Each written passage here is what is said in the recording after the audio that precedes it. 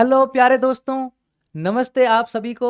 स्वागत है आप सभी का विजय क्लासेज में। मैं आपका दोस्त मनोहर और मैं आपके सामने आज एक बहुत शानदार वीडियो लेकर आया हूं।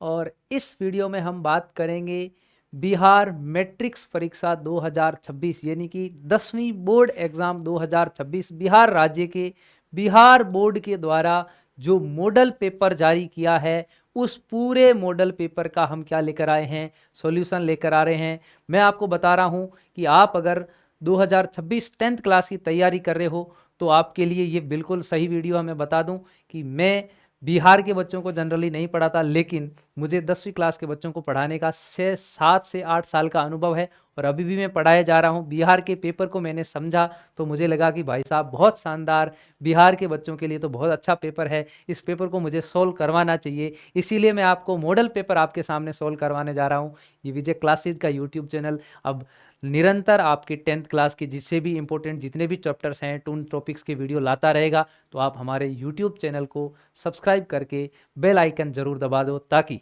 जब भी कोई नया वीडियो आए तो आपके पास में नोटिफिकेशन आ जाए। स्वागत आपका विजय क्लासेज में। कैसे हैं आप दोस्तों? ठीक है ना? मुझे अपना बड़ा भाई समझ सकते हो आप लोग, है ना? और मैं आपके लिए ये जो वीडियो है इतना इम्पोर्टेंट और इस बेहतर तरीके से आपके जितने भी क्वेश्चंस है उन सभी क्वेश्चंस को सोल्व करवा के आपको हर एक क्वेश्चंस को कंटेस्ट करवाऊंगा। लेकिन सबसे पहले मैं आपको बता दूं कि अपने को सबसे पहले समझना है कि हम किसकी बात कर रहे हैं। हम बोर्ड एग्ज़ाम 2026 की कर रहे हैं, 10th बोर्ड एग्ज़ाम, ठीक है ना?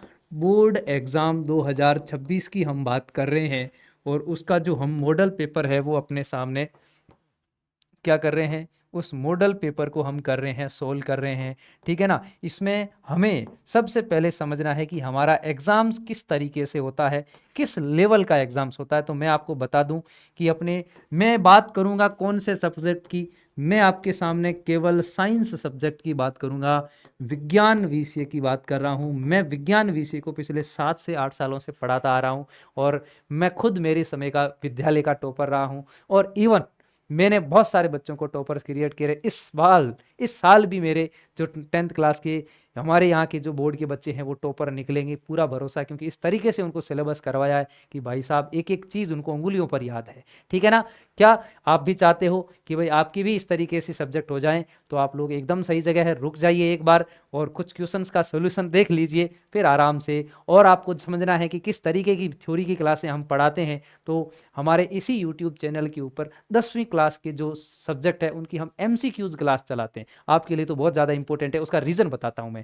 क्योंकि आपकी जो एग्ज़ाम्स है उस एग्ज़ाम्स के अंदर, ध्यान से सुनना बात को, एग्ज़ाम्स के अंदर क्या है कि 80 नंबर का जो पेपर होता है उसमें से 40 नंबर के MCQs पूछे जाते हैं, मात्र 13 चैप्टर से। तो उन सभी चैप्टर्स की हमने MCQs क्लास लगा रखी है। ठीक है ना? मतलब हम विद्युत वाले चैप्टर की अभी क्लास चला रहे हैं, उसके बाकी की सभी सब्जेक्ट चैप्टर्स की क्लासें हो चुकी है। तो आप लोग मास्टर सीरीज करके एक प्लेलिस्ट है अपने विजय क्लासेज यूट्यूब चैनल पर, उसको जरूर विजिट करो और उसके हर चैप्टर के ऊपर कितने क्वेश्चन बन सकते हैं उतने सब क्वेश्चन बना रखे हैं। मैं गारंटी लेता हूं कि मास्टर सीरीज से बाहर आपका कोई भी जो साइंस का क्वेश्चंस है वो जाने की किसी की भी हिम्मत नहीं होगी, क्योंकि इतने क्वेश्चंस कोई एग्जामिनर देख बना ही नहीं सकता, उस मतलब सोच भी नहीं सकता। उससे ज्यादा तो मैंने क्वेश्चन वहां पे करवा रखे हैं, हर टॉपिक से, हर एक इंडिविजुअल टॉपिक से, वो भी एनसीईआरटी के पॉइंट टू पॉइंट क्लियर। आप देख लेना, उसमें आपको और ज्यादा समझ में आएगा। हमारा जो पेपर होता है लाडलो, वो कितने नंबर का होता है? 100 नंबर का पेपर होता है। ठीक है ना? ध्यान से सुनना बात को। इसमें से अगर आप समझ लो कि प्रैक्टिकल के अगर नंबर निकाल दो, ठीक है ना, आप प्रैक्टिकल भी हो सकता है, ठीक है ना, प्रैक्टिकल जो है क्लियर। अब प्रैक्टिकल कितने नंबर का होता है? 20 नंबर का होता है। ठीक है ना? ये चीज अपने को ध्यान में रखनी है। ठीक है ना? अब अगर मैं बात करूं आपके सामने प्रैक्टिकल की, ठीक है ना, तो प्रैक्टिकल कितने नंबर का होता है? 20 नंबर का होता है। फिर आपका रिटन एग्जाम, ठीक है ना, रिटन एग्जाम मतलब लिखित एग्जाम। रिटन का मतलब क्या है? लिखित, जिसका आंसर आपको किस में देना है? बोर्ड की कॉपी में देना है। वो एग्जाम कितने नंबर का होता है? 80 नंबर का। ये एग्जाम कितने पार्ट में डिवाइड कर रखा है? इसको पार्ट ए और पार्ट बी, पार्ट ए और पार्ट बी, ध्यान रख लेना। पार्ट ए के अंदर आपको ओएमआर के अंदर आंसर देना है। ओएमआर सीट, बोर्ड अलग से आपको ओएमआर सीट अवेलेबल करवाएगा, उस ओएमआर सीट के अंदर आपको इसका एग्जाम्स देना है। अच्छा, ये क्या सिस्टम है सर? ये बड़ा तगड़ा सिस्टम है। ये केवल देखो, जब मैं राजस्थान पढ़ाता हूं यहां नहीं है, उत्तर प्रदेश के बच्चों के अंदर है, लेकिन बिहार के अंदर तो भाई साहब बहुत तगड़े वाला ही है। इस तरीके का है कि जब देखते हैं तो ये क्या हो रहा है, बहुत शानदार तरीके का, ठीक है ना। ओएमआर के अंदर आपको इसका आंसर देना है, ठीक है ना। अब देखिए ध्यान से, ओएमआर के अंदर आपको कितने 40 क्वेश्चंस करने, कितने क्वेश्चंस में से 80 क्वेश्चंस दिए जाएंगे, 80 में से 40 क्वेश्चंस आपको करने हैं, ठीक है ना। ये बात अपने को ध्यान, 80 में से आपकी इच्छा अनुसार कोई भी 40 क्वेश्चंस आप कर लो, आपका आंसर सही हो जाएगा, ठीक है ना। तो 80 नंबर का तो ये पार्ट, 40 नंबर का ये पार्ट हो गया, और बी पार्ट जो है वो 40 नंबर का होगा, 40 मार्क का, ठीक है ना। उसमें केमिस्ट्री, फिजिक्स और बायोलॉजी तीनों के अलग अलग पोर्शंस रहेंगे, सबसे बराबर क्वेश्चन पूछे जाते हैं, ध्यान रखना, ठीक है ना। ये बात अपने को ध्यान में रखनी है, क्लियर। इतनी चीज अपने को, मार्क्स इसमें क्या करना है, ये आपको लिखित कॉपी के अंदर इसका आंसर क्या करना है, लिखना है, वर्णनात्मक है, ध्यान रखना। यहां पर इनका क्वेश्चन क्या क्या करना है,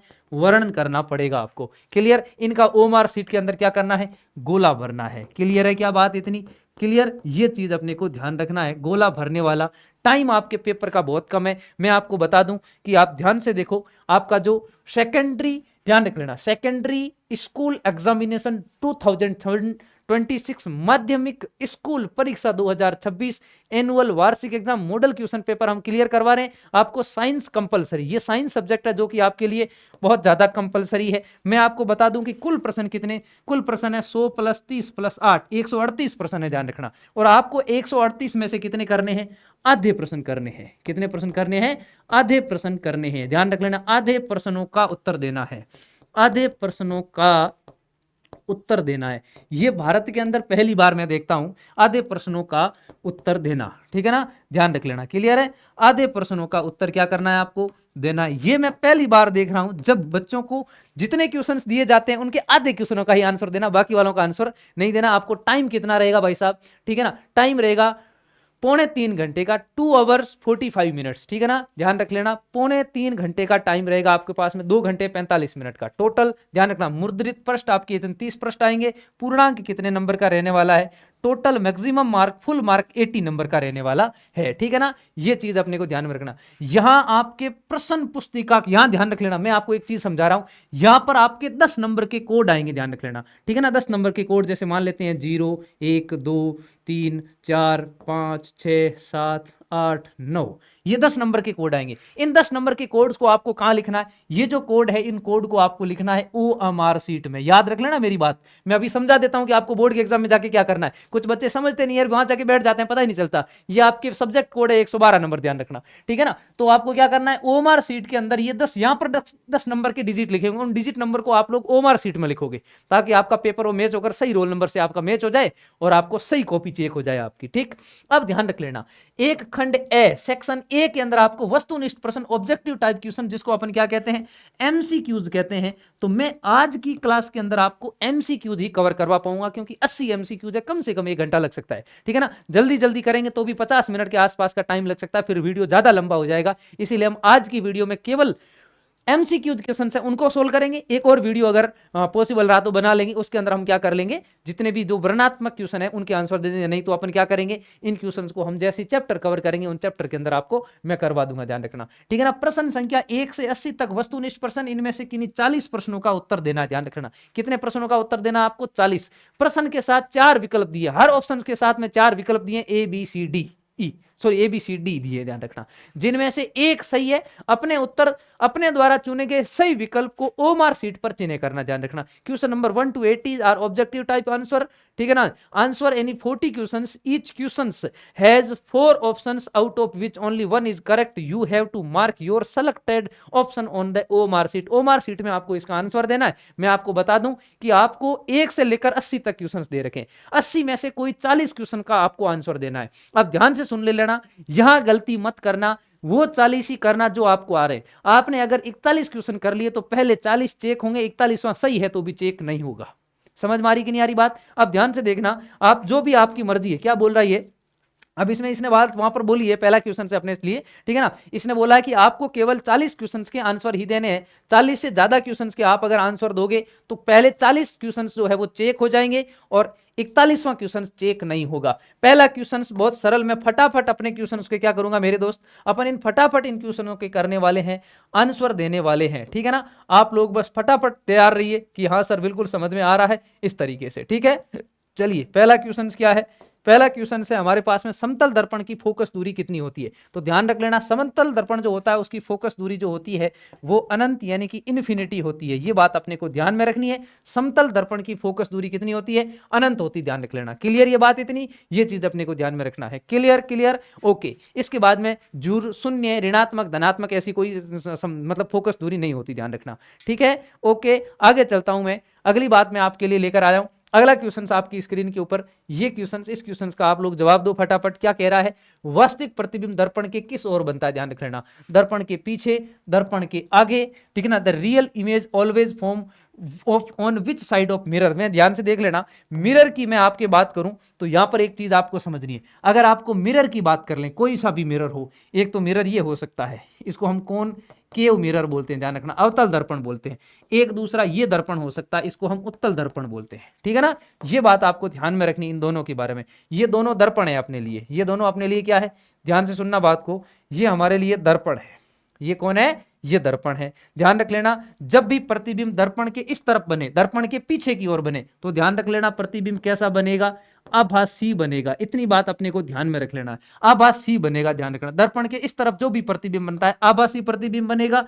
आभासी हमेशा कैसा बनता है, सीधा बनता है। आभासी का मतलब वर्चुअल बनता है, ठीक है ना मेरे दोस्त। ये वर्चुअल बनता है, वर्चुअल हमेशा कैसा बनता है, इरेक्ट बनता है। दर्पण के इस तरफ कोई भी प्रतिबिंब बनेगा, वो प्रतिबिंब हमेशा कैसा माना जाएगा, वास्तविक माना जाएगा। ध्यान रख लेना, कैसा प्रतिबिंब माना जाएगा, वास्तविक प्रतिबिंब माना जाएगा। और याद रखना, वास्तविक प्रतिबिंब हमेशा कैसा होता है, ठीक है ना, उल्टा होता है। सीधा लिखा ना, बिल्कुल सही बात है।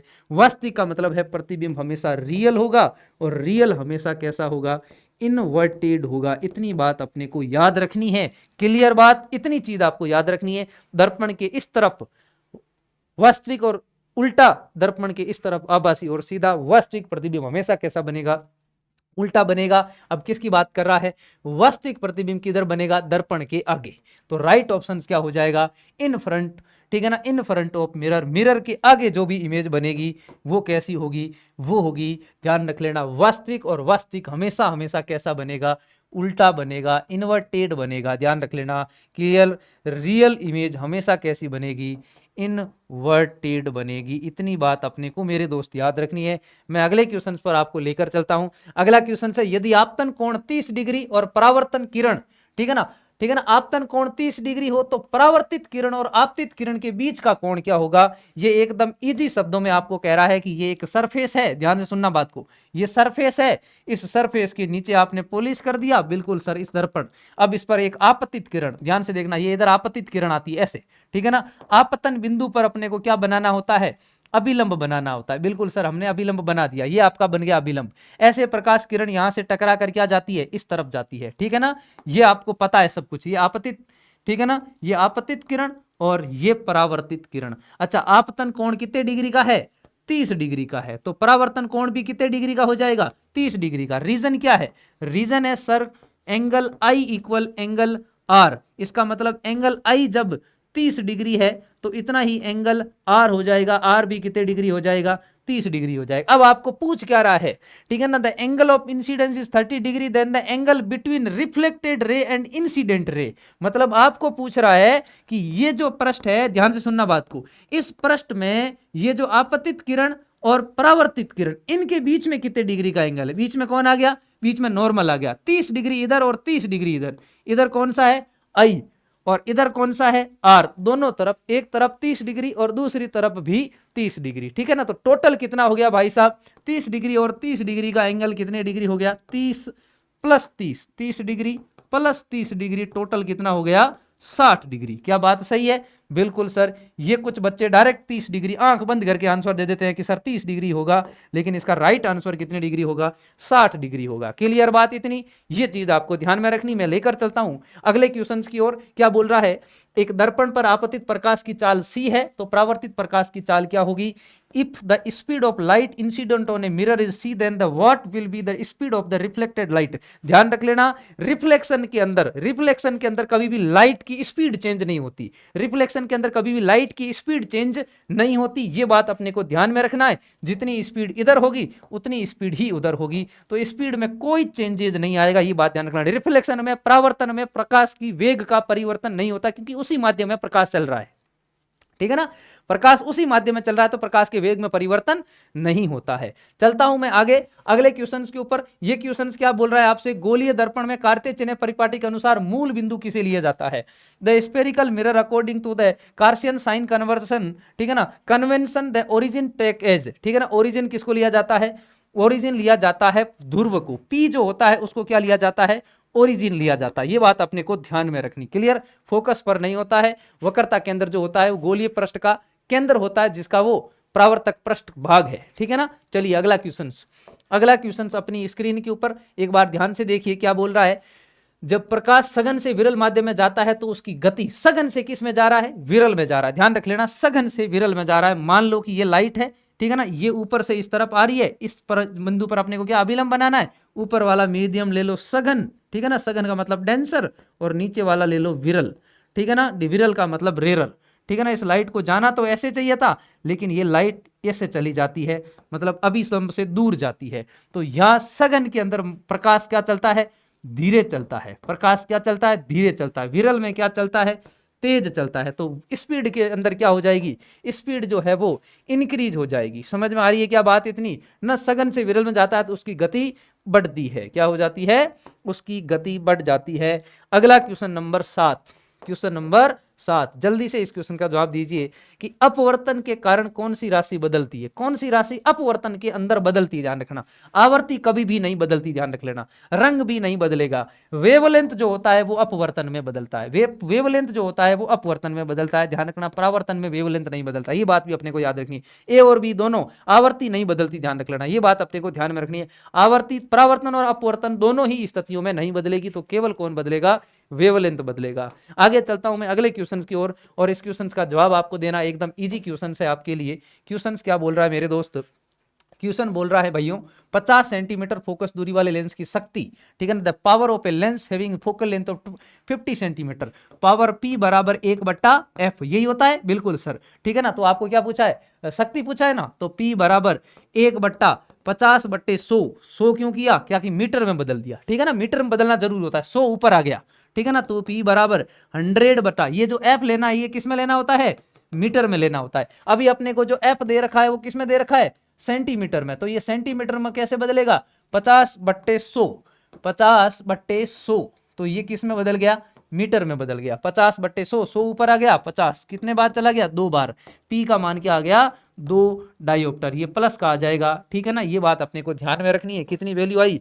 2 डायोप्टर, 2 डायोप्टर। क्या ये बात सही है? बिल्कुल सर, थोड़ा टाइम डबल इसीलिए लगेगा, अपन दोनों मीडियम को कवर करते हुए चल रहे हैं, ठीक है। चलता हूं मैं अगले क्वेश्चन को, फटाफट अपन टाइम को कवर करेंगे, और जल्दी से तुम लोग ध्यान दीजिए। लेंस, ठीक है ना, तेलीय कागज होता है, पारदर्शक, पारभाषक, ठीक है ना, ट्रांसक्यूलेट, ध्यान रख लेना, ट्रांसलूसेंट होता है, इसको पारभाषक बोलते हैं, ध्यान रख लेना। इसको अपन ध्यान रख लेना, जो पार इसमें क्या होता है? धुंधला दिखाई देता है, ये पारभाषक हो गया, ठीक है ना। इसका क्या जवाब हो जाएगा? इसका सही जवाब हो जाएगा पारभाषक, याद रख लेना। क्लियर? अगला क्वेश्चन आपके मॉडल पेपर आप लोगों को डाउनलोड करना है। आप चाहते हो ये सभी मॉडल पेपर हमें मिल जाएं, तो आपको कुछ नहीं करना, आप लोग विजय एजुकेशन का ऐप डाउनलोड करिए, ठीक है ना। क्या करना, मैं तरीका बता रहा हूँ। विजय एजुकेशन का ऐप डाउनलोड करिए, रजिस्ट्रेशन करिए, उसके अंदर फ्री में हमने अपलोड कर रखे हैं, आपको सभी पेपर फ्री ऑफ कॉस्ट मिल जाएंगे, ठीक है ना, विजय एजुकेशन के ऐप के अंदर। क्लियर बात इतनी? ये चीज अपने को ध्यान में रखनी। अब ध्यान से, प्रकाश की चाल न्यूनतम कहां होगी? प्रकाश की चाल न्यूनतम कहां होगी? जिसका अपवर्तनांक ज्यादा होगा। The speed of light minimum in, ठीक है ना, सबसे मिनिमम किसकी होगी? निर्वात में सबसे ज्यादा, जल में, वायु में, और जल इन कांच का अपवर्तनांक होता है वो सबसे ज्यादा होता है। इसमें जो कांच का अपवर्तनांक होता है 1.50 होता है, जल का कितना होता है? 1.33 होता है, और वैक्यूम का कितना होता है 1 होता है, और वायु का होता है 1.003 होता है। ठीक है ना, ये बात अपने को, जिसका जिसका अपवर्तनांक ज्यादा होगा उसके अंदर प्रकाश किरण धीरे चलेगी, ध्यान रखना, न्यूनतम चलेगी। चलता हूं मैं अगले स्पीड के ऊपर, अगले क्वेश्चन के ऊपर स्पीड कैसी। ठीक है भाई, चलिए अगले क्वेश्चन की ओर मैं आपको लेकर चलता हूं। अगला क्वेश्चन क्या कह रहा है आपको, अगला क्वेश्चन कह रहा है निम्नलिखित में किस भाग पर मानव नेत्र में किसी वस्तु का प्रतिबिंब बनता है। ठीक है ना, on which of the following part is image on A object form on the human I. Human आई में वस्तु का प्रतिबिंब कहां बनता है, दृष्टि पटल पर बनता है, रेटिना पर बनता है। ये बात अपने को ध्यान में रखनी है। ठीक है ना, ओके, हाँ जी। पुतली जो होता है, पुतली के बारे में एक लाइन याद रख लेना। पुतली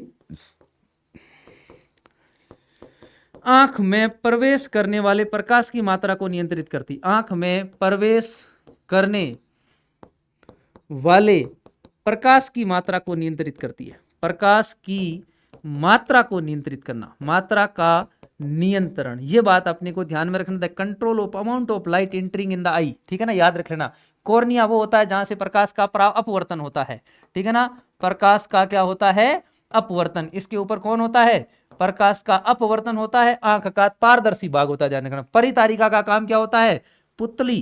ठीक है ना, पुतली दिख रहा है आपको उधर। ठीक है ना, पुतली के आकार को नियंत्रण करना, पुतली के आकार का नियंत्रण, ये बात अपने को ध्यान में रखना है। आकार का नियंत्रण, इनमें से एक क्वेश्चन आपको बोर्ड के अंदर जरूर दिख जाएगा।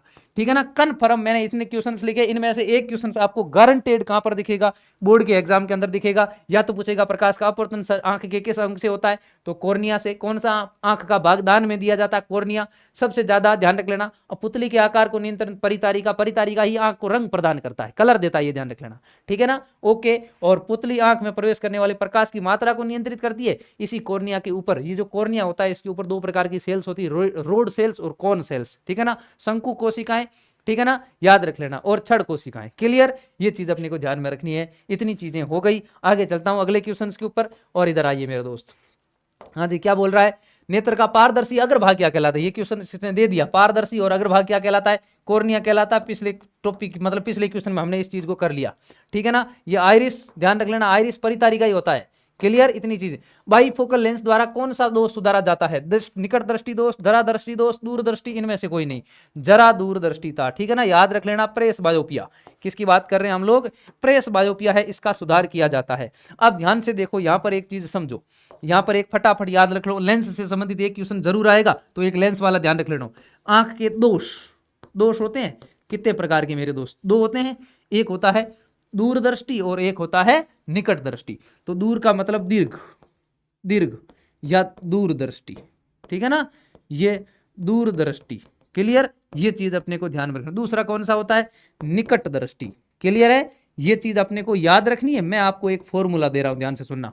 ठीक है ना, इस फॉर्मूले से आप लोग एग्जाम के अंदर उपयोग करना और आप भूलोगे नहीं। ठीक है ना, अब मुझे बताइए, दीर्घ या दूर के अंदर कितने शब्द हैं, दो शब्द है। निकट के अंदर कितने शब्द हैं, तीन शब्द है। ठीक है ना, तो ध्यान रख लेना, दो का किसका क्या कर दो, तीन कर दो, तीन का क्या कर दो, चार कर दो। ठीक है ना, अब बताइए, दो शब्दों वाले दोष का इलाज कौन है, तीन, तीन शब्द किसका है, उत्तल का, किसका है, उत्तल का। और चार शब्द किसका है, अवतल का। तो याद रख लेना, इनके पीछे क्या लगा लो, इनके पीछे लेंस लगा लो। ठीक है ना, आपका इलाज हो जाएगा। क्या हो जाएगा, इलाज हो जाएगा। क्या बात समझ में आई। ठीक है ना, दोष में दीर्घ दृष्टि दूरदृष्टि दोष का उत्तल लेंस और निकट दृष्टि दोष का अवतल लेंस। क्लियर, ये दोष आपको मैंने सीधे सीधे बता दिए। तो यहां पर आप निकट दृष्टि दोष का लिख सकते हो, निकट के लिए क्या लोगे आप लोग, अवतल लेंस। क्लियर, ओके, अवतल लेंस यूज में लोगे। कॉनकेव लेंस, कौन सा लेंस है, कॉनकेव, याद रख लेना, कॉनकेव लेंस। क्लियर भाई साहब, ठीक है ना, ये चीज अपने को ध्यान में रखनी है। और हाइपरमेट्रोपिया के कॉन्वेक्स लेंस, ठीक है ना, याद रख लेना, कॉन्वेक्स लेंस, निकट। चलिए, हाँ ठीक है ना, ये याद रखना। दूरदृष्टि दोष का मतलब है उत्तल लेंस। कौन सा लेंस हो गया, उत्तल लेंस हो गया। बात इतनी क्लियर हो गई कि बिल्कुल सर हो गई। अगला क्वेश्चन ये समझा दिया, अगला क्वेश्चन क्या है, चलिए जल्दी से इस क्वेश्चन का जवाब दीजिए। क्वेश्चन अपने से ये बोल रहा है मेरे दोस्त, ध्यान से सुनना बात को। क्वेश्चन बोल रहा है, रोड कोशिकाएं किसके प्रति संवेदनशील होती है, rod cells are sensitive for dim light, धुंधला प्रकाश जो होता है उसके लिए रोड सेल्स जो होती है एक्टिव होती है, ध्यान रख लेना। डिम लाइट के अंदर ध्यान रख लेना। क्लियर है, रंग के लिए कौन होती है, कौन सेल्स होती है। ठीक है ना, याद रख लेना। कलर के लिए कौन होती है, छड़ कोशिकाएं होती है, ध्यान रख लेना। ठीक है ना, ये चीज अपने को, छड़ कौन मतलब शंकु, ठीक है ना, छड़ तो ये रोड्स होती है। ठीक है ना, छड़ का मतलब शंकु, ठीक है ना, शंकु कोशिकाएं। क्लियर, ये चीज अपने को ध्यान में रखनी। हिंदी अंग्रेजी ऊपर नीचे लिखना था, लेकिन कौन सेल्स, ठीक है ना, कोई बात नहीं, अपन ऊपर नीचे लिख दिया। तेज रोशनी इंटेंसिटी के लिए भी शंकु कोशिकाएं ही होती है। ठीक, मैं चलता हूं अगले क्वेश्चन के ऊपर। अच्छा, अगला क्वेश्चन क्या है, ब्लाइंड स्पॉट में नहीं होता है। ब्लाइंड स्पॉट मतलब ऐसा स्पॉट होता है जहां पर तंत्रिकाएं नहीं होती है, मतलब केवल तंत्रिकाएं होती है, और ये तंत्र रोड सेल्स और कौन सेल्स नहीं होती, ध्यान रख लेना। ठीक है ना, ये रोड सेल्स और कौन सेल्स है वो दोनों ही नहीं होती हमारी तंत्रिक, ध्यान रख लेना। क्लियर है, ब्लाइंड स्पॉट के अंदर ये चीजें नहीं होती। चलिए अगले क्वेश्चन की ओर लेकर चलते हैं आपको। ठीक है, अगला क्वेश्चन क्या बोल रहा है, क्वेश्चन बोल रहा है विद्युत फ्यूज धारा के किस सिद्धांत पर कार्य करता है, ध्यान रख लेना। तो विद्युत ऊष्मा के किस ऊष्मीय सिद्धांत पर। जब जब विद्युत विद्युत क्या होता है, एक तांबे का तार लिया जाता है, ठीक है ना, तांबे का पतला तार लिया जाता है, जैसे ही तापमान इंक्रीज होता है वो तार क्या हो जाता है, पिघल जाता है। ठीक है ना, जैसे ही धारा बढ़ी, धारा बढ़ने से उसका प्रतिरोध बढ़ा, प्रतिरोध से उसका तापमान बढ़ गया और वो पिघल गया। ठीक है ना, उस वजह से सर्किट को ब्रेक कर देता है, ध्यान रखना। ठीक है ना, ऊष्मीय सिद्धांत, जूल का तापन नियम भी कहते हैं इसको। क्या कहते हैं, जूल का तापन नियम। जूल का तापन नियम याद है क्या, जूल का तापन नियम आपने समझा होगा। जूल का तापन नियम किसे कहते हैं, H बराबर I² RT, याद रख लेना, ये जूल का तापन नियम है। जूल, ठीक है ना, हीटिंग लॉ ऑफ जूल या जूल सेटिंग लॉ, या ठीक है ना, थर्मल रूल्स। चलिए बताइए, अगले क्वेश्चन का जवाब आप लोग फटाफट दीजिए। इस क्वेश्चन का जवाब क्या होगा मेरे दोस्त, हाँ जी, किस उपकरण में प्लस और ऋण, मतलब धन और ऋण, प्लस और माइनस चिन्ह नहीं होता, ठीक है ना, पॉजिटिव और नेगेटिव नहीं होगा। एमीटर में होता है, वोल्ट मीटर में भी होता है, विद्युत सेल में भी होता है, कुंडली, ठीक है ना, कोइल में नहीं होता, ध्यान रखना। कोइल एक ऐसी चीज है जिसके अंदर कोई प्लस माइनस नहीं होता, वो डायरेक्ट कनेक्टेड रहती है। ठीक है ना, ये बात अपने को ध्यान में रखनी है। अमीटर इस तरीके से होता है, अमीटर इसके अंदर ए लिखा होता है, एक तरफ प्लस एक तरफ माइनस। ठीक है भाई साहब, बिल्कुल सर। और वोल्ट मीटर ऐसे होता है, वोल्ट मीटर जो होता है वो ऐसा होता है, वी एक तरफ प्लस एक तरफ माइनस। सेल कैसा होता है, सेल जो होता है वो ऐसा होता है, ये प्लस और ये माइनस, ये प्लस और ये माइनस, ये प्लस और ये माइनस। ठीक है ना, तो इसके अंदर प्लस माइनस हो गए, इनके अंदर नहीं हुए। चलिए अगला क्वेश्चन आपकी स्क्रीन के ऊपर क्या पूछ रहा है, निम्नलिखित में से कौन सा मात्रक वोट के बराबर होता है। वोट किसका मात्रक है, बताइए जल्दी से। वोट है वो शक्ति का मात्रक है, कार्य की दर। ठीक है ना, ध्यान से, कार्य करने की दर, कार्य करने की दर का मतलब है P बराबर W बटा T। W का मात्रक क्या होता है बताइए, W का मात्रक तो होगा जूल, और T का मात्रक क्या होगा, सेकंड, जूल बटा सेकंड। तो जूल बटे सेकंड का है ये रहा, बाकी वालों को देखने की भी जरूरत नहीं है। ठीक है ना, याद रख लेना, ये जूल बट्टा सेकंड आपका आंसर राइट हो जाएगा। ऑप्शंस मैंने बता दिया कहां से होगा। बाकी शक्ति का सूत्र एक और होता है, P बराबर VI। इस स्थिति में इसका मात्रक क्या हो जाएगा, volt into ampere. Volt into क्या होता है, एम्पियर हो जाएगा। क्लियर, ये अगर फॉर्मूला लगाए, बाकी ये वाला फॉर्मूला लगाए तो जूल अपॉन सेकंड हो जाएगा। ठीक है भाई साहब, तो ये वोट का हो गया। अच्छा ये लो जी, अगला क्वेश्चन क्या है, अगला क्वेश्चन दे रहा, विद्युत हीटर के तार की कुंडली बनी होती है। ठीक है ना, विद्युत हीटर के तार दे दे, coil of wire electric heaters made of, ध्यान रख लेना, मिश्र धातुओं की। किसकी बनी होती है, मिश्र धातुओं की। ठीक है ना, अलॉय की बनी होती है। ये क्या है, ये नाइक्रोम एक प्रकार का अलॉय है। ठीक है ना, क्लियर, इसका तापन अवयव अधिक होने के ऊपर भी ये पिघलता नहीं है, इसका प्रतिरोध थोड़ा उच्च होता है, अधिक अलग अलग धातुओं से मिलकर बनी होती है, आराम से खराब नहीं होती।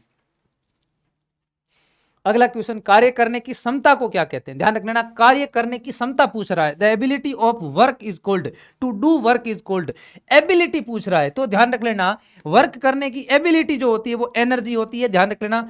कार्य करने की दर जो होती है वो शक्ति होती है, कार्य करने की दर। ठीक है ना, करने की दर जो है, दर को क्या कहते हैं, शक्ति कहते हैं। कार्य करने की दर को क्या कहते हैं, शक्ति कहते हैं। क्लियर है, क्लियर, ये चीज अपने को ध्यान में रखनी है। और इसका फॉर्मूला क्या होता है, P बराबर W बटा T। इसके अलावा इसका फॉर्मूला या में भी होता है, P बराबर VI। यहां पर अलग अलग फॉर्मूले भी आपको लगाने पड़ेंगे। क्लियर, एनर्जी ध्यान रख लेना, एनर्जी H, ऊष्मा ऊर्जा अगर मान लो, इसको क्या मान लें हम लोग, ऊष्मा ऊर्जा मान लें, तो यहां पर इसका फॉर्मूला क्या हो जाएगा, ऊष्मा ऊर्जा मान लेते हैं H बराबर I² RT। इसे जूल का तापन नियम इसे ही तो कहते हैं। ठीक है ना, ये चीज अपने को ध्यान में रखनी है। ओके, अगले चलता हूं, अगले क्वेश्चन पर आपको लेकर चलता हूं मेरे दोस्त। मजा आ रहा है कि नहीं आ रहा भाई साहब, कमेंट कर दो एक बार। ठीक है ना, मजा आ रहा है कि नहीं आ रहा है, सब चीजें क्लियर हो रही है। ठीक है ना, हाँ जी, बहुत बढ़िया, शानदार, जबरदस्त। क्लियर। अगला, विद्युत धारा के चुंबकीय प्रभाव की खोज किसने की? The discovered the magnetic effect of electric current. एक निकम्मा आदमी था, बैठे बैठे उसने, ओरस्टेड ने।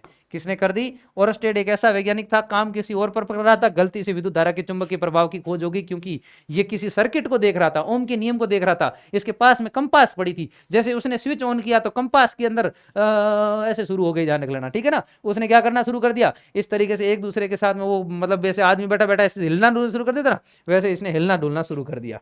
क्लियर। अगला क्वेश्चन आपकी स्क्रीन, विद्युत चुंबकीय बल चुंबकीय बल रेखा की प्रकृति कैसी होती है? काल्पनिक। ये तो काल्पनिक होती है, वास्तविक तो हमें दिखती नहीं, ध्यान रखना। अपन केवल मानते हैं कि इमेजिनरी लाइंस, ठीक है ना, हम इमेजिनरी लाइंस बनाते हैं विद्युत बल की, ठीक है ना, चुंबकीय बल रेखा की। ध्यान रखना, ये चुंबक होता है अपना, ये एन होता है, ये एस होता है। चुंबक के बाहर एन से एस, चुंबक के अंदर एस से एन। ध्यान रख लेना, ये इस तरीके की रेखाएं होती है। इस रेखाओं को आपको चित्र पूछा जाएगा तो चित्र ध्यान रख लेना, चुंबक के बाहर निकलती है एन से, अंदर प्रवेश करती है एस से। ये बात आपको याद रखनी चाहिए, ध्यान रख लेना, ठीक है ना। ये चित्र आपका एकदम पूछा जाएगा, ठीक। ओके, हाँ जी। चलिए अगला क्वेश्चन, विद्युत धारा उत्पन्न करने की युक्ति को क्या कहते हैं? जनरेटर। बिल्कुल, जनरेटर के द्वारा हमारे आसपास में अगर लाइट कट जाती है तो हम क्या चालू करते हैं? जनरेटर चालू करते हैं, ध्यान रखना। ये सब है ना। अमीटर क्या है? धारा का मापन करता है। क्या करता है? धारा का मापन। क्लियर। और मापन के साथ में ये कौन से क्रम में जोड़े जाते हैं? इसको श्रेणी क्रम में जोड़ते हैं। कौन से क्रम में जोड़ते हैं? श्रेणी क्रम में, सीरीज कॉम्बिनेशन में। गैल्वेनोमीटर क्या बताता है? धारा की दिशा। क्या बताता है? धारा की दिशा। इसको भी कहां जोड़ा जाता है? इसको भी श्रेणी क्रम में जोड़ते हैं। क्लियर है क्या बात? इतनी ये चीज अपने को ध्यान में रखनी है। अमीटर पूरा पूरा बता दिया भाई साहब, बहुत बढ़िया। आगे, हाँ, लघु पतन के समय परिपथ का प्रतिरोध परिवर्तित नहीं होता, गलत, बहुत कम हो जाता है, बहुत अधिक हो जाता है, प्रतिरोध बहुत ज्यादा बढ़ जाता है, ध्यान रख लेना, ठीक है ना। ये चीज अपने को ध्यान, इंक्रीज वेरी मच, ये बात अपने को ध्यान में रखना है। क्लियर। ओके, ये चीज अपने को ध्यान में रखनी है। अगले क्वेश्चंस की ओर मैं आपको लेकर चलता हूं। परिपथ में प्रतिरोध क्या हो जाएगा भाई साहब? हाँ जी, ये चीज अपने को ध्यान में रखना है। हाँ बिल्कुल, लघु पतन के समय, अच्छा रुको रुको रुको रुको रुको, लघु पतन के समय जो परिपथ होता है उसका प्रतिरोध जो होता है, हाँ जी ध्यान रख लेना, डिक्रीज, ठीक है ना, कॉन्सिडरली, बहुत कम हो जाता है, बहुत ज्यादा कम हो जाएगा। याद रखना, माफी चाहता हूं मैंने परिपथ मैंने बता दिया, वो अपने वोल्ट मीटर का बता दिया, वोल्ट मीटर का प्रतिरोध बहुत ज्यादा होता है, लेकिन लघु पतन जब भी होगा तो परिपथ का प्रतिरोध बहुत ज्यादा कम होगा, उस वजह से धारा है वो जल्दी जल्दी चलेगी और धारा के दोनों वायर हो जाए टच हो जाते हैं। लघु पतन का मतलब होता है शॉर्ट सर्किट, ठीक है ना, याद रखना, ठीक है ना, शॉर्ट सर्किट के समय। क्लियर। पर विद्युत धारा के जो विद्युन्मय तार और उदासीन तार, मतलब लाइव वायर और न्यूट्रल वायर डायरेक्ट एक दूसरे के कांटेक्ट में आ जाते हैं, उस वजह से लघु पतन होता है। ठीक है, आगे चलता हूं अगले क्वेश्चन के ऊपर। हाँ मेरे दोस्त, अगला क्वेश्चन क्या बोल रहा है? अगला क्वेश्चन, नाभिक की ऊर्जा प्राप्त करने की आवश्यक तत्व, to obtain nuclear energy necessary element is uranium. बिल्कुल सही बात है, यूरेनियम होता है ना, यूरेनियम से ही सब कुछ काम होता है, ध्यान रखना, परमाणु भट्टी के अंदर। तो अगला क्वेश्चन क्या पूछ रहा है, ध्यान से देखना। अगला क्वेश्चन, प्रकृति में पृथ्वी पर ऊर्जा का मुख्य स्रोत, main source of energy in earth nature is sun. Time नहीं लेना, ध्यान रख लेना। अब मैं कितने क्वेश्चंस कर चुका हूं, देखो ध्यान से, ठीक है ना। मैंने क्लास स्टार्ट की, उसके बाद में हमने 26 क्वेश्चंस कर लिए हैं, और हमारी क्लास का टाइम कितना हुआ अपन, मैं समझा भी रहा हूं और फिर भी ध्यान रखना 32 मिनट हुए, उसमें से भी मैंने 5 मिनट आपको इंट्रोडक्शन दिया था, ठीक है ना। तो इतनी तरीके से इतने फास्ट क्वेश्चंस करने हैं कि फटाफट हो जाए, ध्यान रखना। किसका अर्थ जल होता है, ठीक है ना। Which of the following means water, ठीक है ना, turbo, petro, nitro, hydro. Hydro बोलते हैं ना, हाइड्रो पावर, ठीक है ना, हाइड्रो पावर, याद रख लेना, हाइड्रो पावर, ठीक है ना, हाइड्रो पावर। ठीक, चलिए अगला क्वेश्चन, इस क्वेश्चन का जवाब दीजिए। कौन सा युग्म एकल विस्थापन अभिक्रिया प्रदर्शित करता है? NaCl विलयन का कॉपर धातु, NaCl कॉपर से रिएक्शन करेगा ही नहीं, ध्यान रख लेना, ठीक है ना, क्योंकि Na जो है वो कॉपर को विस्थापित ही नहीं कर सकता, तो ये रिएक्शन ही नहीं होगी। MgCl विलयन का कॉपर, Mg भी कॉपर को विस्थापित नहीं कर सकता, ये भी रिएक्शन नहीं होगी। FeSO4 का सिल्वर धातु से, सिल्वर ज्यादा अभिक्रियाशील नहीं, कम अभिक्रियाशील। AgNO3 भाई साहब, AgNO3 प्लस कॉपर, बिल्कुल सही है, ये रिएक्शन हो जाएगा। ये रिएक्शन क्या हो जाएगी? ये हो जाएगी CuNO3 की whole twice plus 2Ag। Clear भाई साहब? ओके, इसके आगे 2 लगा दो, ये बैलेंस हो गई इक्वेशन, ठीक है ना। तो इसका राइट आंसर क्या हो जाएगा? इसका राइट आंसर हो जाएगा डी, ठीक है ना भाई साहब। ये जो आंसर है ये अपना डी राइट हो जाएगा। क्लियर, ये चीज अपने को ध्यान रखनी है, कर दोगे? हाँ जी सर, बिल्कुल, ये डी ऑप्शन राइट हो जाएंगे, मैंने तो आपको टिक करके बता दिया। ठीक, अगला क्वेश्चन, साग सब्जियों का विघटित होकर कंपोस्ट बनना, ठीक है ना। क्या क्वेश्चन पूछ रहा है? दैट कंपोजिशन, क्वेश्चन दिख रहा है, composition of vegetable and their convention into the compost for example of which, endothermic नहीं, एक्सोथर्मिक, बिल्कुल ऊष्मा बाहर निकलती है, बिल्कुल ऊष्मा शोषी सेपी अभिक्रिया होता है, शाक सब्जियों का विघटित होकर कंपोस्ट बनना। और प्राकृतिक गैस का दहन और शोषण, और कौन से हैं, और है प्राकृतिक गैस का दहन, प्राकृतिक गैस का दहन, ठीक है ना, ये भी है। और कौन सा एग्जाम्पल है, और जो एग्जाम्पल है वो है श्वसन, ठीक है ना, ये श्वसन और ये सब क्या है, ये ध्यान रख लेना, ऊष्मा सेपी अभिक्रिया है, respiration and burning of natural gas, ठीक है ना। अगला क्वेश्चन आपकी स्क्रीन के ऊपर ये रहा मेरे दोस्त, क्या पूछ रहा है, निम्न में से कौन ऑक्सीकरण की क्रिया नहीं है, दहन, ऑक्सीजन का जुड़ना प्लस O2 होता है, ध्यान रख लेना, ठीक है ना, ओके, बिल्कुल सही बात है। श्वसन ऑक्सीकरण अभिक्रिया है, प्लस O2 होता है, बिल्कुल ऑक्सीजन जुड़ता है, ध्यान रख लेना। भोजन का पाचन, अवक्षेपण, भोजन का पाचन के अंदर भी ग्लूकोज के अंदर कौन जुड़ता है, O2 जुड़ता है, ठीक है ना। आप कहोगे भोजन के पाचन के अंदर क्या होता है, C6H12O6 प्लस O2 होता है, ध्यान रखना, ये भोजन का पाचन है। अवक्षेपण नहीं होता है, अवक्षेपण एक प्रकार की अभिक्रिया, बाकी सब ऑक्सीकरण के प्रकार है। प्रिसिपिटेशन जो है वो इसका राइट आंसर हो जाएगा, जो कि which of the following not an example of exothermic, ठीक है। चलिए, हाँ जी, ऑक्सीडेशन का एग्जांपल नहीं है, ठीक है। चलिए अगला क्वेश्चन क्या बोल रहा है, ग्लूकोज का रासायनिक सूत्र लिखिए, C6H12O6, अभी लिखा है आपको, ग्लूकोज C6H12O6, ज्यादा टाइम नहीं लेना, ध्यान रख लेना, ठीक है भाई, इतनी बात ध्यान रख लेना। ये किसका है, ये एथेनॉल का है, ये किसका है, एथेनॉल का है, याद रख लेना, क्लियर, ये चीज अपने को ध्यान में रखनी है, एथेनॉल, ठीक भाई साहब। C6H6O6 ये किसी का, C6H6 ये जो होता है, ये होता है बेंजीन का, ठीक है ना, ये मैडम जी का होता है, बेंजीन का होता है, उसको अपन निकाल सकते हैं लेकिन टाइम लगेगा, ठीक है ना, तो इसलिए अपन उसको छोड़ देते हैं, ये बेंजीन का होता है, क्लियर, इतनी बात अपने को याद रखनी है।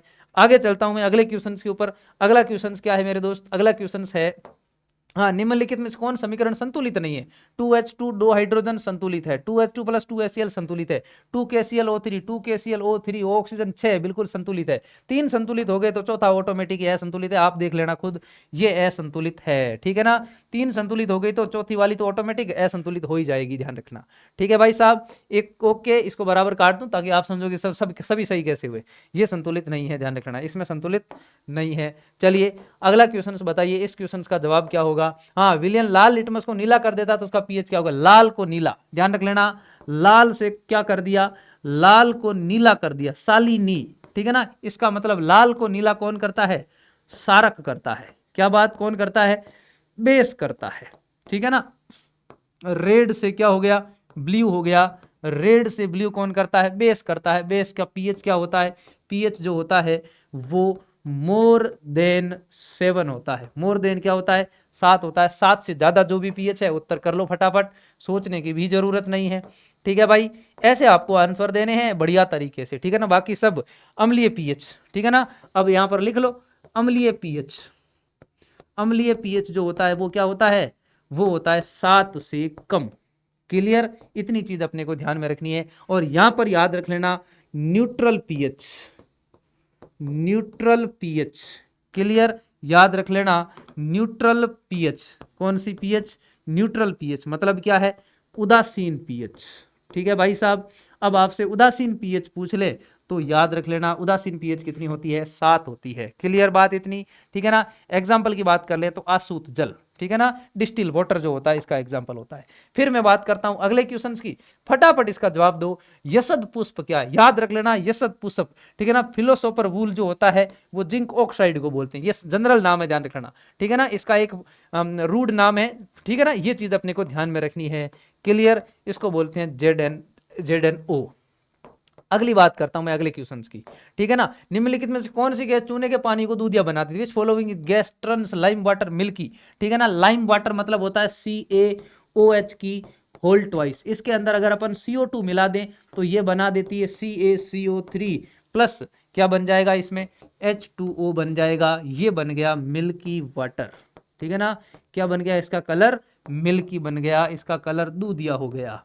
ये कौन सी गैस हो गई भाई साहब, ये गैस हो गई कार्बन डाई ऑक्साइड CO2, ठीक है भाई, रिएक्शन की आपके भाई ने लिख दी, ठीक है ना, थारा भाई ने रिएक्शन भी खड़का दी, क्लियर बात। मैं चलूं आगे अगले क्वेश्चन के ऊपर भाई साहब, अगले क्वेश्चन पर चलूं, चलिए सर फटाफट चलिए, हाँ जी, इतना टाइम नहीं ले, जल्दी जल्दी चलते हैं भाई साहब। मधुमक्खी के डंक में निम्नलिखित में कौन सा अम्ल पाया जाता है, मधुमक्खी के डंक में मेथेनोइक एसिड होता है, ये आपको याद करना पड़ेगा, याद करना पढ़ेगा भाई साहब, पढ़ेगा। मेथेनोइक अम्ल होता है, ध्यान रखना। इथेनोइक अम्ल किसमें होता है? एथेनोइक अम्ल अपने को, ठीक है ना, याद रखना। सिट्रिक अम्ल किसमें होता है? नींबू और आंवल, संतरा में, ठीक है ना, याद रख लेना नींबू, ठीक है ना, याद रख लेना नींबू और संतरा में। क्लियर, ये चीज अपने को ध्यान में रखनी है, ठीक। और ऑक्जेलिक अम्ल किसमें होता है? टमाटर में होता है, ठीक है ना। ओके, ये चीज अपने को ध्यान में रखनी। इथेनोइक अम्ल को एथेनोइक एसिड भी बोलते हैं, ध्यान रख लेना, जो कि ध्यान रख लेना सिरका में पाया जाता है, जिसको एसिटिक अम्ल भी बोलते हैं, ध्यान रख लेना, ठीक है ना। सिरका, विनेगर जिसको बोलते हैं, इसका दूसरा नाम क्या होता है? अगर हम इसको एसिटिक अम्ल बोल सकते हैं, ठीक है ना, याद रख लेना, एसिटिक अम्ल। क्लियर, इसका एसिटिक अम्ल क्या होता है? एथेनोइक अम्ल का 5 से 8% विलयन होता है, ठीक है ना। 5 से 8% भाग क्या कहलाता है? एसिटिक अम्ल का, ठीक है ना। एसिटिक अम्ल ही लिख लो आप इसको, ठीक है ना। क्लियर, एथेनोइक अम्ल एसिटिक अम्ल ही है, ठीक है ना। चलिए, वो सिरका के अंदर है। सिरका क्या होता है? इस एसिटिक अम्ल का, एथेनोइक अम्ल का, ठीक है ना। ध्यान रख लेना, 5 से 8%, ठीक है ना। हिंदी वाले ने 3 से 5 लिखा है, इंग्लिश वाले ने 5 से 8 लिखा है। चलिए अगले क्वेश्चन के ऊपर चलते हैं। अगला क्वेश्चन बिल्कुल सरल है, ध्यान से देखना आप लोग। हाँ, प्लास्टर ऑफ पेरिस, पीओपी, ठीक है ना। प्लास्टर ऑफ पेरिस, इसको क्या बोलते हैं हम लोग? पीओपी बोलते हैं, ध्यान रखना। इसका फॉर्मूला क्या होता है? इसका फॉर्मूला होता है CaSO4.5H2, नहीं, हाँ, CaSO4.12H2, बिल्कुल सही बात है। ये CaSO4.12H2, ये इसका राइट आंसर है। ये जो लिखा है CaSO4.2H2, ये किसका होता है? ये होता है जिप्सम का, ठीक है ना। ये किसका होता है? जिप्सम का फॉर्मूला है, जिप्सम, ठीक है ना। याद रख लेना, जिप्सम से ही क्या बनता है? जिप्सम जो होता है, ध्यान रख लेना, जिप्सम, इस जिप्सम को आप 373 केल्विन पर गर्म करते हो, ठीक है ना, तो क्या बनता है? पीओपी बनता है। इतनी बात आपको याद रखनी है। आगे चलता हूं मेरे दोस्त अगले क्वेश्चन के ऊपर। अम्ल और क्षारक आपस में अभिक्रिया कर क्या बनाते हैं? एसिड प्लस बेस, जल्दी से लिखिए, acid plus base, acid plus base reaction करके क्या बनाते हैं? सोल्ट प्लस H2O, ठीक है ना। सोल्ट को क्या बोलते हैं हम लोग? लवण बोलते हैं। एसिड का मतलब क्या बोलते हैं हम इसको? अम्ल बोलते हैं। अम्ल और सारक अभिक्रिया करके क्या बनाते हैं? ये हो गए सारक, या सार भी बोल सकते हो आप इसको। तो इन्होंने क्या बना दिया? इन्होंने सोल्ट बनाया, इन्होंने क्या बनाया? लवण बनाया, ध्यान रख लेना। क्लियर बात इतनी, ये चीज ध्यान रखना। एसिड एंड बेस रिएक्ट, ठीक है ना। चलिए आगे बात करते हैं अगले क्वेश्चन की। इस क्वेश्चन का जवाब दीजिए आप फटाफट। क्वेश्चन क्या बोल रहा है? निम्नलिखित में से किस तत्व में संयोजी इलेक्ट्रॉनों की संख्या सबसे अधिक है? सिलिकॉन, ठीक है ना, कितने नंबर पर आता है? 14 नंबर पर। फास्फोरस कितने नंबर पर? 15 नंबर पर। एल्यूमिनियम कितने नंबर पर? 13 नंबर पर। सोडियम कितने नंबर पर? 11 नंबर पर। इलेक्ट्रॉनिक विन्यास 283, इलेक्ट्रॉनिक विन्यास 281, इलेक्ट्रॉनिक विन्यास 284, ठीक है ना, 284, इलेक्ट्रॉनिक विन्यास 285। अब आप देख लो, संयोजी इलेक्ट्रॉन ज्यादा किसमें है? फास्फोरस में, 5 है ना। फास्फोरस में कितने हैं? 5 है। क्लियर बात। संयोजी का मतलब बाह्यतम कोश में उपस्थित इलेक्ट्रॉन, ठीक है ना। हाँ जी, number of valence electron, valence electron outer most electron, ध्यान रखना, ठीक है ना। वैलेंस का मतलब क्या होता है? आउटर मोस्ट इलेक्ट्रॉन, ठीक है ना, याद रख लेना, आउटर मोस्ट इलेक्ट्रॉन, ठीक है ना। इसको वैलेंसी भी बोलते हैं, ध्यान रखना, वैलेंस संयोजकता भी बोलते हैं इसको, ठीक है। ये चीज अपने को ध्यान रखना। फास्फोरस के कितने होते हैं? 5 संयोजकता है। इस सिलिकॉन की कितनी है? 4 है। एल्यूमिनियम की कितनी है? 3 है। सोडियम की कितनी है? 1 है। तो आप खुद देख लो, फटाफट जल्दी से देख सकते हो आराम से। अगला क्वेश्चन आपकी स्क्रीन के ऊपर ये राजी, क्या क्वेश्चन बोल रहा है आपसे कि क्यूप्राइट निम्नलिखित में से किस धातु का? क्यूप्राइट, ठीक है ना, मरकरी का नहीं है, ये तो कॉपर का ही है ना। क्यूप्राइट में नाम ही कॉपर आ गया। कॉपर का जो ध्यान रख लेना, कॉपर का लेटिन नाम, ठीक है ना, याद रख लेना, लेटिन नाम क्यूप्रस होता है। क्या होता है? क्यूप्रस, ठीक है ना, याद रख लेना, क्या होता है? क्यूप्रस होता है। चलिए अगले क्वेश्चन की ओर लेकर चलता हूं आपको। ऑक्सीजन की संयोजकता होती है, ऑक्सीजन की संयोजकता कितनी होती है? 2 होती है। ऑक्सीजन की संयोजकता 2 क्यों होती है? क्योंकि ऑक्सीजन जो होता है वो 8 नंबर पर आता है। इसका इलेक्ट्रॉनिक विन्यास क्या होता है? 2 और 6। तो अब इसको कितनी संयोजकता हो गई? अब 2 इलेक्ट्रॉन ऐड करेगा ये, ठीक है ना, तो इसकी संयोजकता 6 हो गई, सॉरी 2 हो गई, ठीक है। ये बात अपने को ध्यान में रखनी। अगली बात, गंधक की परमाणु संख्या, सल्फर, गंधक का मतलब सल्फर, 14 नंबर पर, ठीक है ना। सल्फर कितने नंबर पर आता है? 16 नंबर पर। 14 नंबर पर कब से आने लग गया, ठीक है ना। गंधक कितने नंबर पर आता है? 16 नंबर पर आता है। ये बात अपने को ध्यान में रखनी। कितने नंबर पर आता है? 16 नंबर पर आता है। इलेक्ट्रॉनिक विन्यास कितना होता है इसका? इलेक्ट्रॉनिक विन्यास जो होता है वो होता है 2 8 6। क्लियर, ये बात अपने को ध्यान में रखनी। तो इसकी आपको संयोजकता पूछ ले, क्या पूछ ले? संयोजकता वैलेंसी पूछ ले, ठीक है ना, किसी परमाणु को बाह्यतम कोष पूरा करने के लिए द्वारा तागे गए और ग्रहण किए गए इलेक्ट्रॉनों की संख्या को संयोजकता कहते हैं। तो इसकी संयोजकता कितनी हो जाएगी, 2 हो जाएगी। ये 2 इलेक्ट्रॉन ग्रहण कर लेगा, इसकी वैलेंसी 2 हो जाएगी।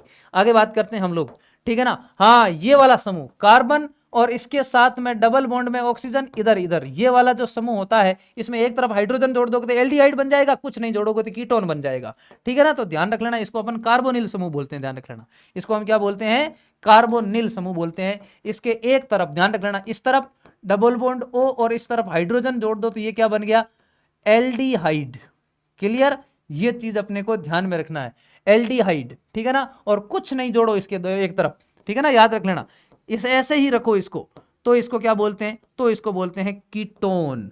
क्लियर, ये चीज अपने को ध्यान में रखनी है, एल्डिहाइड और कीटोन 2, ठीक है ना, एल्डिहाइड, ठीक है ना, याद रख लेना भाई साहब, एल्डिहाइड, ठीक है। इतनी बात अपने को ध्यान में रखनी है, कीटोन ओन लगाते हैं पीछे, ठीक, ये बात ध्यान रख लेना, ठीक। आगे बात करता हूं अगले क्वेश्चंस की, जल्दी से जल्दी। वेल्डिंग के लिए कौन सी गैस का उपयोग, वेल्डिंग में एथाइन यूज होती है, ठीक है ना, एथाइन होती है। हाई टेम्परेचर पर आसानी से पदार्थों को शुद्ध ऑक्सीजन से अभिक्रिया करके ज्यादा ऑक्सीजन लेगी एथाइन, और ज्यादा ऑक्सीजन लेगी तो, ठीक है ना, ध्यान रख लेना, एथाइन गैस ज्यादा ऑक्सीजन लेकर उसका हाई टेम्परेचर बना देगी और आराम से वस्तु को पिघाल देगी।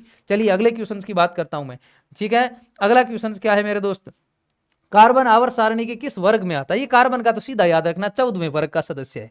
कौन से वर्ग का सदस्य है, 14वें, 14th ग्रुप का वर्ड ध्यान रख लेना, ठीक है ना, which group of the period, ठीक है ना, पीरियोडिक टेबल, तो 14th ग्रुप का है, ध्यान रख लेना, ठीक है भाई। अगला एथाइन में कार्बन कार्बन परमाणु के बीच, एथाइन, एथाइन, कार्बन आइन है ना, कार्बन कार्बन ट्रिपल बॉन्ड, एक हाइड्रोजन और एक हाइड्रोजन, ये हो गया एथाइन का फॉर्मूला, क्या हो गया, C2H2, ठीक है ना। तो कार्बन कार्बन बंद कितने हैं, 3 बंद है।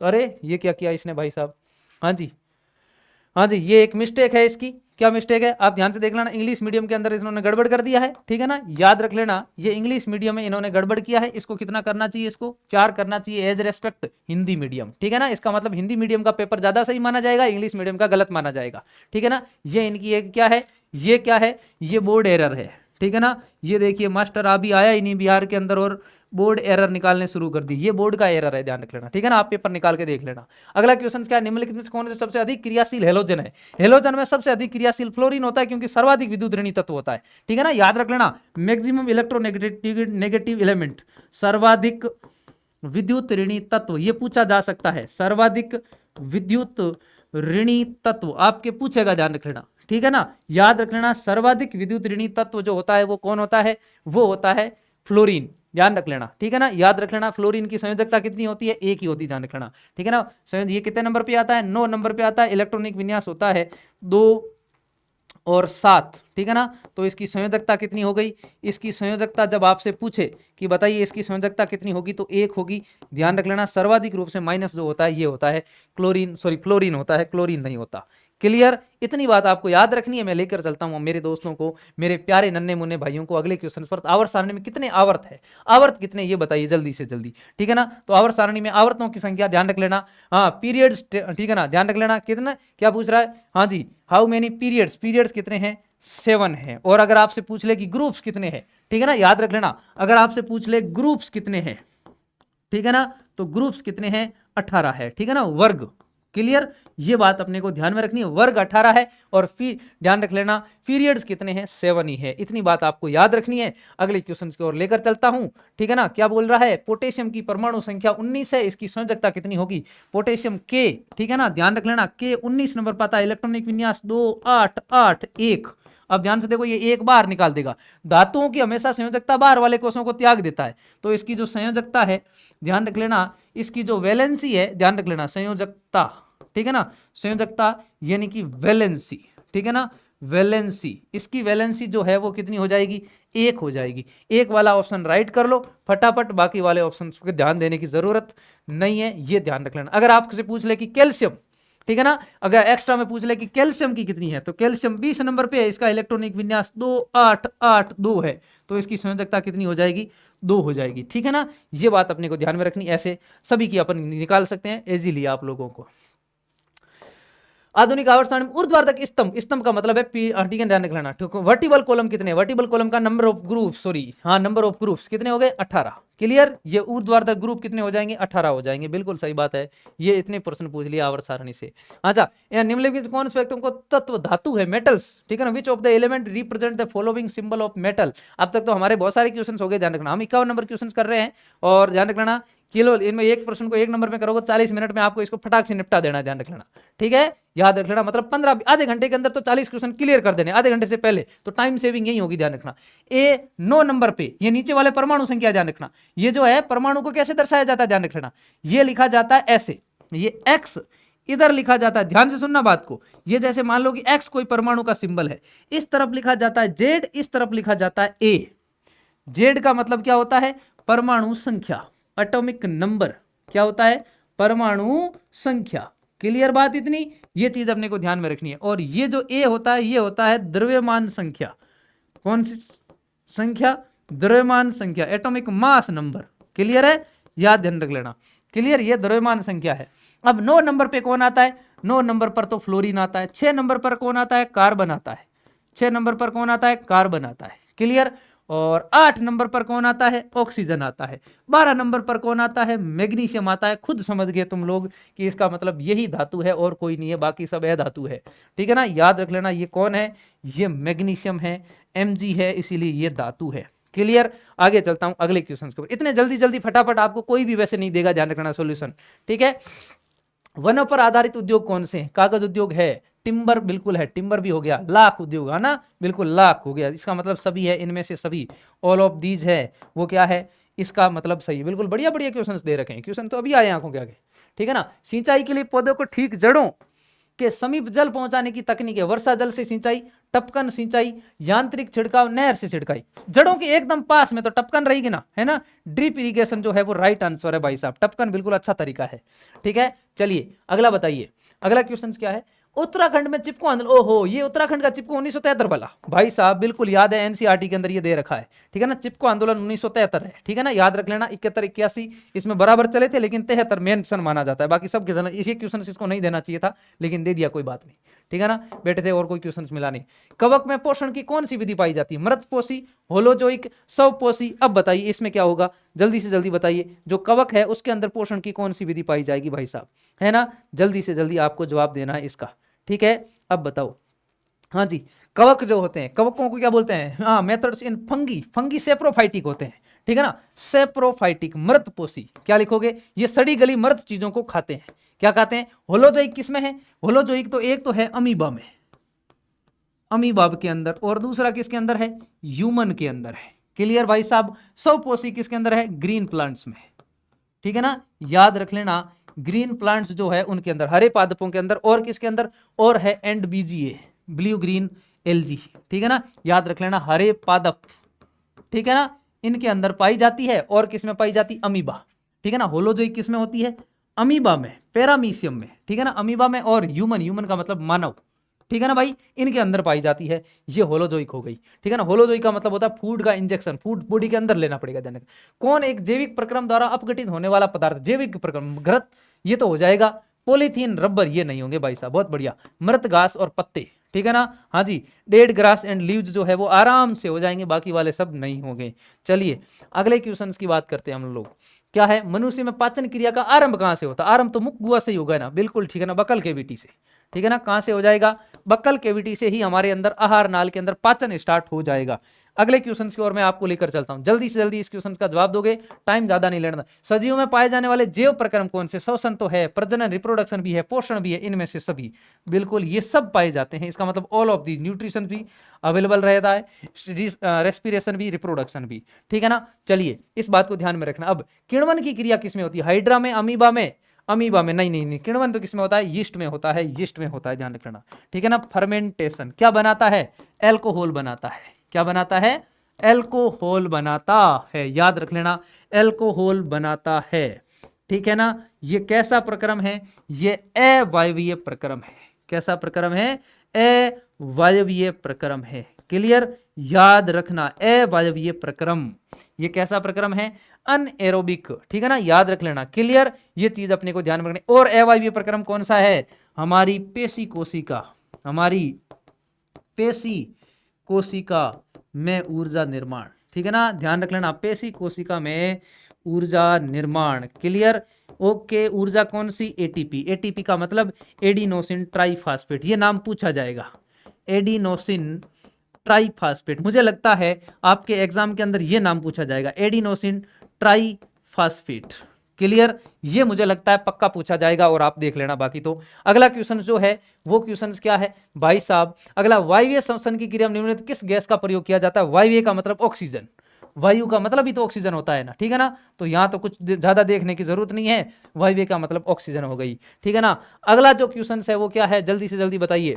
हाँ जी, कोशिकीय ईंधन किसे कहा जाता है, कोशिकीय ईंधन, कोशिकाओं का, ठीक है ना, सेल्यूलर फ्यूल, सेल्यूलर फ्यूल तो ग्लूकोज होता है, C6H12 है, O6 होता है, ग्लूकोज को ऊर्जा मिलती है, इसको C6H12 है, O6, इसके अंदर ध्यान रख लेना ऑक्सीजन मिलाई जाती है, इसकी वजह से हमारे शरीर के अंदर क्या बनती है, CO2 प्लस H2O प्लस क्या बनती है, ATP, ये एडिनोसिन ट्राइफॉस्फेट, ध्यान रख लेना। एक एटीपी के अंतस्थ फास्फेट से, ध्यान, सहलगनता से कितनी, 30.5 किलो जूल पर मोल एनर्जी निकलती है, ठीक है ना, किलो जूल पर मोल एनर्जी किससे निकलती है, एक एटीपी के सहलगन अंतस्थ फास्फेट सहलगनता से, मतलब ये खंडित होता है तब, ठीक। अच्छा, अगली बात करते हैं हम लोग अगले क्वेश्चन की। अच्छा, पौधों में वाष्पोत्सर्जन मुख्यतः किस अंग में होता है, फूल में, तने में, पत्ती में, इन सभी में, ठीक है ना, जनरली इन सभी में भी हो सकता है, ठीक है ना, मुख्यतः किस में होता है, पत्ती में, मुख्यतः इन लीव्स में होता है, बाकी हो इन सब के अंदर वाष्पोत्सर्जन सकता है, ध्यान रखना, ठीक है, मुख्यतः मेनली पूछ लिया इसीलिए ध्यान रख लेना है, तो क्या देना, पत्ती। मानव हृदय किस तंत्र का भाग है, पाचन का नहीं, उत्सर्जन का नहीं, श्वसन का नहीं, परिसंचरण का तंत्र का, बिल्कुल सही बात है, सर्कुलेटरी सिस्टम का ही भाग है, ठीक है ना भाई साहब, सर्कुलेटरी सिस्टम के और कौन कौन से भाग है, एक तो मानव हृदय, ठीक है ना, एक तो मानव हृदय हो गया, दूसरा कौन हो गया, दूसरा हो गया रक्त, ठीक है ना, तीसरा कौन हो गया, रक्त वाहिका, ठीक है ना, याद रख लेना, रक्त वाहिका, ब्लड वेसल्स, ठीक है ना, याद रख लेना, ब्लड वेसल्स, ठीक है ना, ह्यूमन हार्ट हो गया, ब्लड, ये सब भी इसी के ही पार्ट है, ध्यान रखना, ह्यूमन हार्ट, ठीक है ना, ये चीज अपने को ध्यान में रखना, दिल दिया धड़क धड़क जाए, दिया धड़क धड़क जा रहा है कि नहीं जा रहा है। चलिए अगला क्वेश्चन क्या है, जल्दी से जल्दी बताइए। हाँ जी, हाँ, निम्नलिखित में से कौन रक्त का थक्का बनाने में सहायक है, रक्त का थक्का कौन बनाएगा भाई साहब, प्लेटलेट्स है कहीं, फाइब्रिनोजन, बिल्कुल प्लेटलेट्स का टाइप ऑफ प्लेटलेट्स है, ध्यान रख लेना, ठीक है ना, ये फाइब्रिनोजन है, ध्यान रख लेना। क्लियर, ओके, ये जी अगला क्वेश्चन, बहुत जल्दी आगे हम लोग क्वेश्चन अपने कवर कर लिए हैं, ठीक है ना, 1 घंटे की क्लास हमारी होगी, तब तक हमारी क्लास क्वेश्चन अपन लगभग कवर कर लेंगे, ध्यान रखना। पादप अपशिष्ट संचित रहते हैं, पादप साल में, पत्तियों में, कोशिका रिक्ताओं में, बिल्कुल इन सब के अंदर रहेगा, ध्यान रखना, इन सभी के अंदर पादप अपशिष्ट रह सकते हैं, ध्यान रख लेना। क्लियर, पादप अपशिष्ट का ध्यान रख लेना, एक और नाम रहता है, किस रूप में पादप अपशिष्ट का निर्माण होता है, ध्यान रख लेना, ठीक है ना, कोशिकीय रिक्तिकाओं में, पुराने जाइलम में रहते हैं, ध्यान रखना, एक लोग पुराने जाइलम में, पुराने जाइलम के अंदर आपको पूछें तो कौन रहता है, गोंद व रेजिन, गम व रेजिन्स, ध्यान रख लेना, गोंद व रेजिन्स, याद रख लेना, ठीक, ओके, गम व रेजिन्स जो होते हैं इसके अंदर सुरक्षित रहते हैं। अगला क्वेश्चन जो है वो बताइए फटाफट भाई साहब, अमीनो अम्ल की विखंडन बनता है, अमीनो अम्ल तो अमीनो बोल ही रहा है, अमीनो नाइट्रोजन, ठीक है ना, ध्यान रख लेना, ये कहां पर बनता है, अमीनो अम्ल, अमोनिया बनता है, ये कहां पर बनेगा, यकृत में, ठीक है ना, याद रख लेना, अमोनिया जो होता है वो यकृत में बनता है। क्लियर, याद रख लेना, अमोनिया कहां बनेगा, यकृत में बनेगा। अगला क्वेश्चन आपकी स्क्रीन के ऊपर क्या है, जल्दी से बताइए, वृक्क का प्रधान कार्य क्या, पाचन, प्रजनन, उत्सर्जन, एटीपी निर्माण। ओ भाई साहब, वृक्क मतलब किडनी, ठीक है ना, एक्सक्रेशन इसका मेजर काम है, ध्यान रख लेना, ठीक है ना, ओके, किडनी का मेजर काम एक्सक्रेशन हो गया, ठीक है भाई। चलिए अगला क्वेश्चन से बताइए फटाफट, इसका क्या जवाब होगा, इनमें से कौन पादप हार्मोन है, पादप हार्मोन बोले तो इंसुलिन नहीं, इंसुलिन कहां से होता है, पेनक्रियाज से, अग्नाशय से, याद रख लेना, कहां से स्रावित होता है, अग्नाशय से। एस्ट्रोजन अंडाशय से, ठीक है ना, मैं नाम ही लिख लेता हूं कौन सी जगह से कौन सा निकल रहा है, ठीक है ना, थायरोक्सिन, ठीक है ना, थायरोक्सिन थायराइड से, ठीक है ना, याद रख लेना, थायराइड ग्रंथि से, ठीक है ना।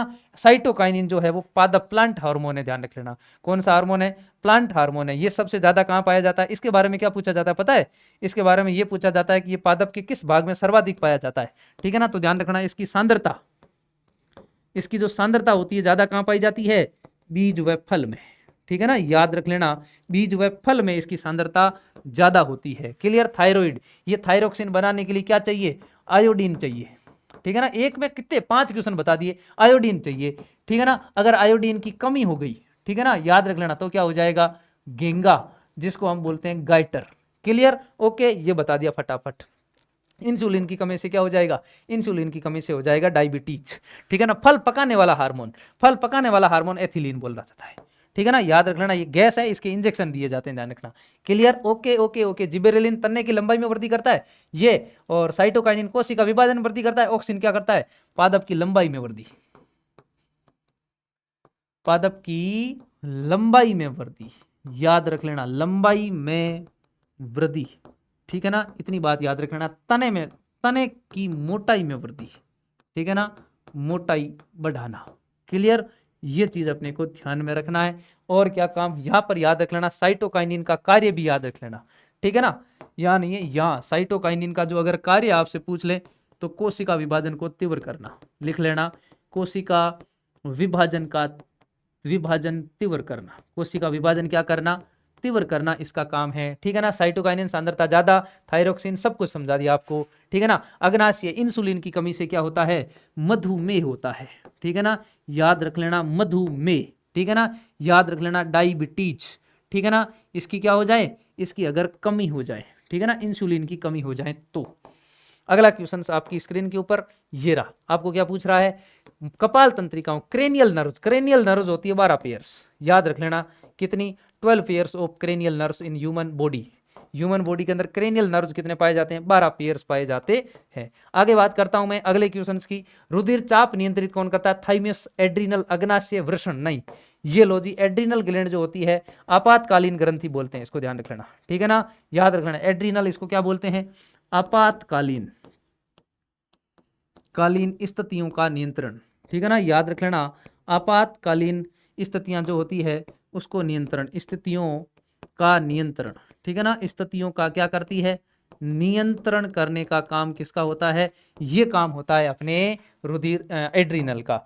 अगला क्वेश्चन आपकी स्क्रीन के ऊपर, जल्दी से इसका जवाब दीजिए, क्वेश्चन पूरे होने वाले। हाइड्रा में प्रजनन किस विधि से होता है, तो याद रख लेना, हाइड्रा जो होता है उसमें होता है बडिंग होता है, मुकुलन होता है, ध्यान रख लेना। क्लियर भाई साहब। द्विखंडन किसमें होता है, द्विखंडन अमीबा में होता है, किसमें होता है, अमीबा में होता है, याद रख लेना भाई साहब, अमीबा के अंदर और यीस्ट के अंदर, इनके अंदर होता है, यानी यीस्ट के अंदर भी बडिंग होता है, ध्यान रखना, ठीक है ना। डबल टाइप के रिप्रोडक्शन टाइप भी पाए जाते हैं। चलता हूं मैं आगे, अगली बात, हाँ जी, ठीक है ना, हम लगा पड़े हैं भाई साहब। क्लियर, कोई बात नहीं, आप लोग एंजॉय करो, क्योंकि आपको क्वेश्चंस के आंसर चाहिए, मेरे से बात तो वैसे नहीं करनी, अपन बाद में फिर कभी कर लेंगे, पहले आपके क्वेश्चन से। शुक्राणु कहाँ बनता है, गर्भाशय के अंदर नहीं बनता। अंडाशय में तो कौन बनते हैं, अंडाशय के अंदर तो एक सेल बनते हैं। यहाँ पर कौन बनते हैं, यहाँ पर अंड कोशिका बनती है, कौन बनती है, अंड कोशिका, एग सेल बनती है, कौन बनती है, एग सेल्स बनती है, याद रख लेना। वृषण, मूत्राशय, मूत्राशय का काम अलग होता है, यहाँ पर कौन बनती है भाई साहब, चलिए यहाँ पर बनती है वृषण में, ध्यान रख लेना, टेस्टिस में, ठीक है ना, याद रख लेना। नर है ना, प्राथमिक नर जनन अंग, इसको क्या बोलते हैं, प्राथमिक नर जनन अंग, कौन है ये अगर आपसे पूछ ले कि अंडा से ओवेरी, ठीक है ना, प्राथमिक मादा जनन अंग, ठीक है ना, प्राथमिक मादा जनन अंग। क्लियर, ये चीज अपने को ध्यान में रखनी है। अगले क्वेश्चन की ओर लेकर चलता हूं आपको। क्वेश्चन कंप्लीट होने वाले हैं, तैयार हो कि नहीं भाई साहब, मात्र 4 क्वेश्चन। जीव में उत्पत्ति से पहले पृथ्वी पर निम्नलिखित में से क्या नहीं, जीवों की उत्पत्ति किसकी वजह से पॉसिबल हो पाई है, जीवों के लिए सबसे ज्यादा कौन सी चीज चाहिए, ऑक्सीजन चाहिए, तो इसका मतलब कन्फर्म है, इसमें ज्यादा सोचने की भी जरूरत नहीं है, ऑक्सीजन नहीं थी, बाकी वाली चीजें तो भले पड़ी हो नहीं हो तो भी चलेगा, ठीक है ना, लेकिन ऑक्सीजन जरूरी है, जीवों की उत्पत्ति से पहले ऑक्सीजन नहीं थी, ठीक है ना। अगला क्वेश्चन जो है वो बताइए जल्दी से जल्दी, हाँ जी भाई साहब, इस क्वेश्चन का जवाब दीजिए आप फटाफट, क्या है, आर्कोपटेरिक्स से संबंधित में क्या कथन सत्य है, ये एक जीवाश्म है, बिल्कुल सही बात। इनके जबड़े में दांत और अंगुलियों में नख थे, बिल्कुल सही है, बिल्कुल। इनमें डेने तथा पंख विद्यमान थे, बिल्कुल सही बात। इनमें से सभी, ये राइट ऑप्शन हो गया पूरा पूरा। ये सभी प्रॉपर्टी जो है वो आर्कियोपटेरिक्स के अंदर पाई जाती है। आर्कियोपटेरिक्स पुराने जीवाश्म में, ध्यान रख लेना, ठीक है। अगले क्वेश्चन जो है ये एक जीवाश्म वाले क्वेश्चन से दे दिया, ध्यान रखना। कौन प्राणी अपना लिंग बदल सकता है, घोंगा, ठीक है ना, याद रख लेना। स्नेल जो होता है वो अपना लिंग बदल सकता है। क्लियर भाई साहब, सरीसृप मधुमक्खी नहीं, सरीसृप के अंदर भी लिंग निर्धारण बदल सकते हैं कुछ, लेकिन घोंघा जो है अपना किसी भी स्थिति के अंदर लिंग है वो बदल सकता है।